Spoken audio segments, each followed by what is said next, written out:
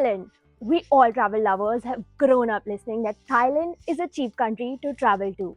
But is it really cheap in 2023 2024? Let's find out together in this video.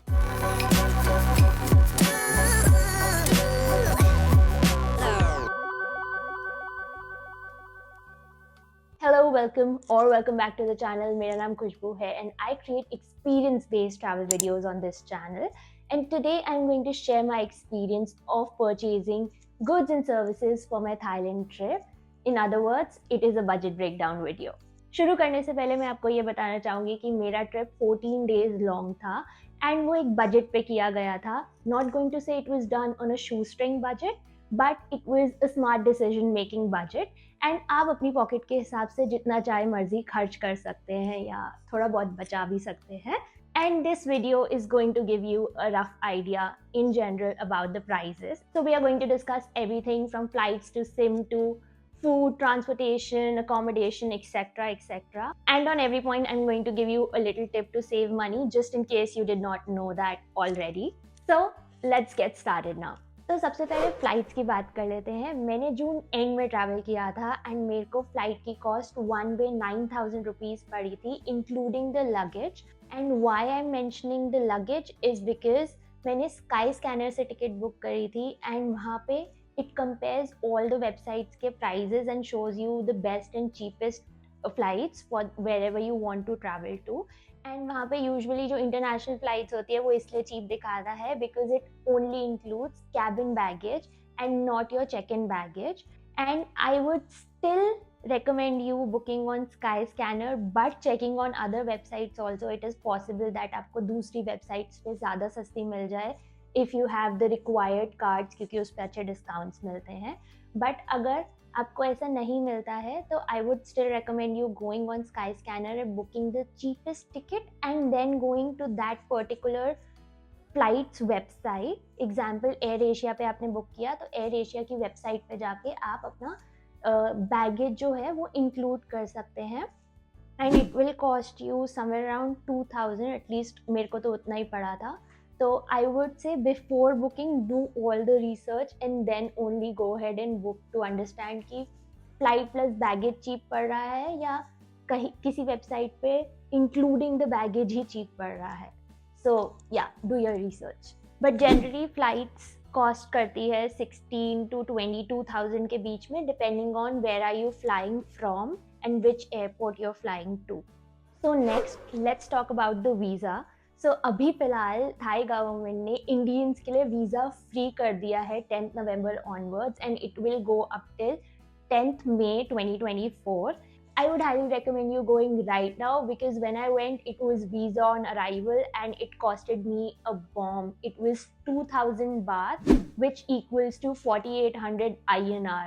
And उतने में आप 2-3 दिन बिता सकते हो थाईलैंड में. बट अगर आप 10th मई से पहले नहीं जा सकते there is a way to save your money, but उसमें थोड़ा सा टाइम वेस्ट होगा बिकॉज आप यहाँ पे थाई एम्बेसी जाके अपना वीज़ा ले सकते हैं which will cost you 2,000 and there is a website called VFS जहाँ पे आप उनसे अपना वीज़ा करवा सकते हैं. वो थाई एम्बेसी से पूरा कोऑर्डिनेट कर सकते हैं and they will charge you 500 extra. So it will be around 2,500 but still आपको उसके भी ऑफिस जाना पड़ेगा so it will waste a lot of time. Let's talk about the currency now. तो थाईलैंड में बात यूज होता है which when converted 1 baht equals to 2.5 rupees for easier calculation. But जब मैं गई थी तो इतना ही था. फिलहाल it is at 2.4 and first day पे ही we lost the wallet जिसमें 0% वाले markup 0% markup forex cards थे and it was a disappointment because that was हमारा एक जरिया पैसा बचाने का. तो हमने डेबिट कार्ड से पैसे निकाले. It costed us 10% of the transactional fees plus the markup charges. So it costed us a bomb. तो हमने उसके बाद डेबिट कार्ड से पैसे निकाले ही नहीं. We use credit card everywhere. हमारे पास एक और क्रेडिट कार्ड था एंड उस पर like that had 1% of markup fees. तो हम थोड़ा सा बच गए वहाँ पे. And when you go to 7-Eleven, since it is not a small business तो वहाँ पे कोई आपका एक्स्ट्रा फीस नहीं लगेगा, लेकिन मार्कअप तो लगेगा ही अगर आपके कार्ड पे लगना है तो। एंड अगर आप अकोमोडेशन या रेस्टोरेंट पे अपने क्रेडिट कार्ड को स्वाइप करते हैं तो they charge you 3.5% extra, like 3.5% plus the markup fees, because उनको 3.5% बैंक को देना पड़ता है, तो वो हमसे ही ले लेते हैं वो पैसे। And what we did was कि हम लोग रेस्टोरेंट में 3.5% पैसे देके हम लोग उन लोगों से कैश ले रहे थे। We were requesting them because we lost the wallet. So that was something we did in the South Thailand. But when we went to the North Thailand, we got to know that what we were doing was illegal. So we stopped doing that. And we carried $200 from India because of अगर emergency में कहीं पे भी ज़रूरत पड़ती। So that was a smart thing we did. तो हम लोगों ने $100 को finally second last day पे exchange करा and we had few bahts to spend. So yeah, cash is the king. अगर कैश है तो बहुत ही बढ़िया बात है। अदरवाइज 3.5% वैसे तो कुछ नहीं लगता, बट एडअप करके बहुत पिंच करता है अमाउंट, एंड हर कोई क्रेडिट कार्ड एक्सेप्ट भी नहीं करता। So here is what you can do, either you take the money from India itself, पूरा अमाउंट जितना भी आपको लगता है लगेगा 30,000 50,000, उसको बाद में कन्वर्ट करा के आप इंडिया से लेके जा सकते हैं एंड आप उसको सेफली अगर रख सकते हैं तो that is okay. But another way is कि आप अपने 0% मार्कअप वाले कार्ड पे चेक करो कि अगर आप उससे विड्रॉ करते हो पैसे तो उस पर कितने चार्जेस लगते हैं, and that would really help you to make a decision कि कितने पैसे लेके जाने चाहिए एंड हम वहाँ से विड्रॉ कर सकते हैं या नहीं। Now let's talk about the SIM card. तो सिम कार्ड हमने एयरपोर्ट से नहीं लिया था, एयरपोर्ट पे फ्री वाईफाई था, तो we figured out a way to get to the accommodation. तो वहाँ पे शटल बसेस चलती है टिल द सिटी, बिकॉज हमारा एयरपोर्ट DMK था जो कि थोड़ा सा दूर था सिटी से। We took the shuttle bus to the city and we figured out the way on the phone, like through Google Maps, how to reach there. And also when we were waiting for the bus, we asked the locals, 2-3 locals, and there was a translation issue. So but we still figured out, and that girl only told us कि आपको 7-Eleven पे CIMS मिल जाएंगे बहुत easily, तो it is not necessary कि आप airport से ही ले लो। and she also told us कि DTAC करके एक कंपनी है that is good and cheap, but हमें वो unfortunately मिला नहीं था, तो we went for True company का SIM. It costed us 350 baht and it had a validity of 30 days with 10 Mbps speed of internet and unlimited calls and texts. So if you found this video helpful so far, please hit that like button and also consider subscribing to the channel. So let's talk about food now. तो Thailand known है अपने night markets and food के लिए, तो हमने mostly local restaurant से या street food ही खाना खाया है, and it was pretty good and hygienic, I would say. ऐसा कोई प्रॉब्लम नहीं हुआ, and it costed us 50 to 220 के बीच में। सो 50 to 80 बात आपको आपके लोकल फूड में लगेंगे, जैसे कि हमने मोस्टली पैड थाई नूडल्स या फिर फ्राइड राइस या चिकन एंड राइस खाया है, तो it costed between 50 to 80। And एक बारी हमने इंडियन खाना खाया था, तो it costed us around a little more than 200 it costed us. So that is some difference between local and if you're looking out for different cuisines. And I was a huge fan of their iced coffee, so like मैं हर रोज iced coffee P रही थी वहाँ पे, and it was costing 45 बात, and 7-Eleven पे बहुत अच्छी मिल जाती है if you are going for cappuccino, iced cappuccino. It was really good. So let's say on an average the food costed me 60 baht per meal, which when converted is 150 rupees, and 150 for 3 meals is 450 rupees. So I was there for 14 days, so it is coming around 6300, and I would say थोड़ा ऊपर नीचे हो जाता है। So let's assume my food cost was 7,000 rupees. Let's talk about accommodations now. तो मैं हर जगह hostel में ही रही हूँ पूरे थाईलैंड में, एंड 2 दिन मेरे जर्नी के थे out of 14 days overnight journey के, तो इन टोटल मैं 12 डेज हॉस्टल्स में रुकी हूँ। And I would say it varied between 550 to 900. 850 या 900 सिर्फ कोसा मूवी में था because it was in island, तो थोड़ा सा कॉस्ट ज़्यादा था, बट बाकी जगहों पे it was done between 550 to 700. So I am going to take the average as 650 rupees, क्योंकि सब कुछ अकोमोडेशन मेरा इंडिया से ही बुक था, तो इसलिए सब कुछ INR में ही था. तो 650 rupees and 650 into 12 days is somewhere around 7800. So let's say 8000 rupees मेरे accommodation में लग गए. So here's a tip. This is not related to accommodation but rather transportation. अगर आप अपना accommodation सिटी सेंटर के 2 किलोमीटर के रेडियस में बुक करते हो तो आपको मोस्टली हर चीज़ जो टूरिस्ट अट्रैक्शन होता है वो वॉकेबल डिस्टेंस पे पड़ता है. आप हर जगह वॉक कर सकते हो. That means you can save up on your transportation cost. एक जगह से दूसरी जगह कम्यूट करना आसान हो जाता है. So I usually do this कि मैं 8+ रेटिंग रखती हूँ of the accommodation I am booking. I don't want it to be shady. And second is कि मैं उसको सिटी सेंटर के 2 किलोमीटर के रेडियस में रखती हूँ. कोशिश करती हूँ कि 1 किलोमीटर के रेडियस में हो, बट अगर वो मेरे को बहुत ज़्यादा कॉस्ट कर रहा होता है तो मैं 2 तक भी जा सकती हूँ. So let's talk about transport now.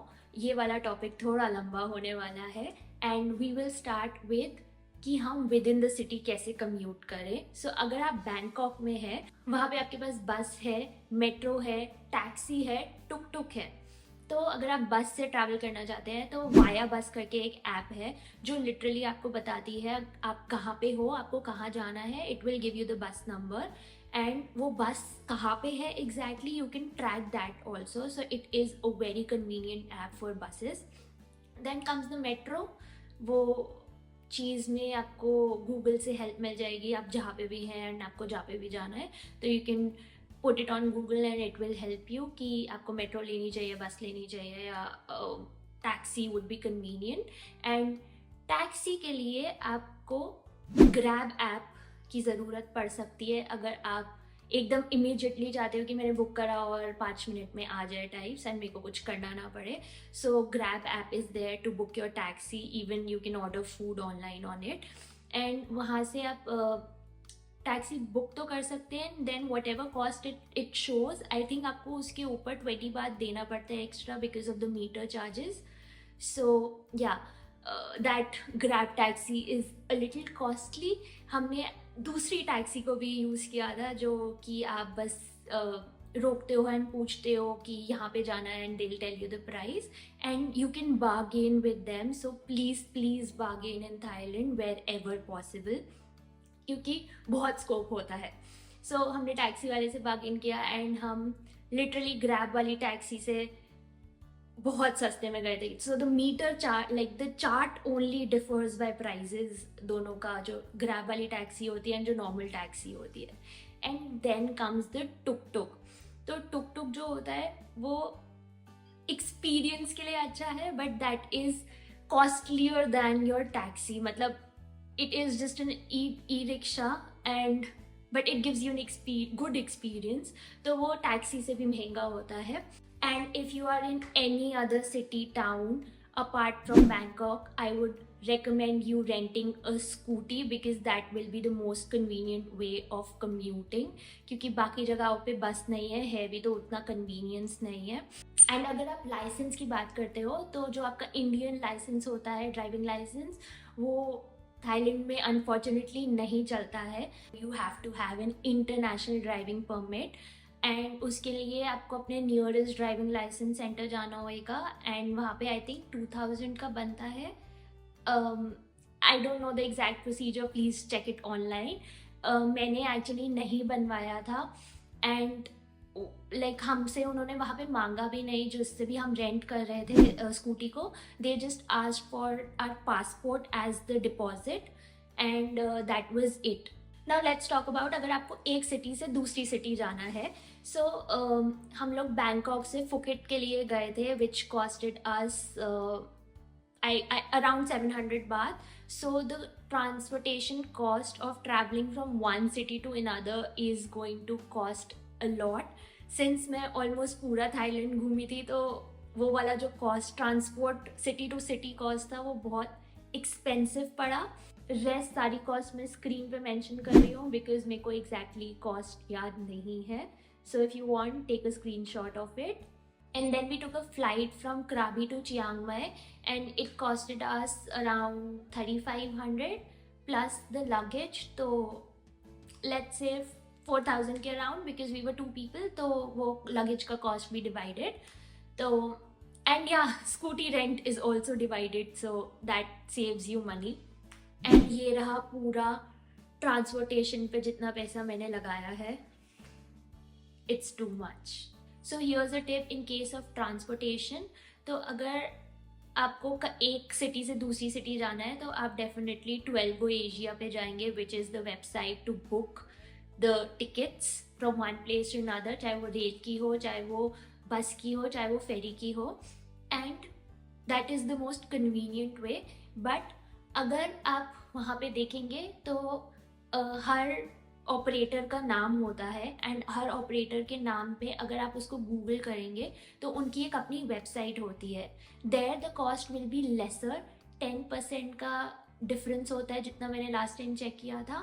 So just look at it, and अगर आपको लगता है कि this is convenient so go ahead and book that.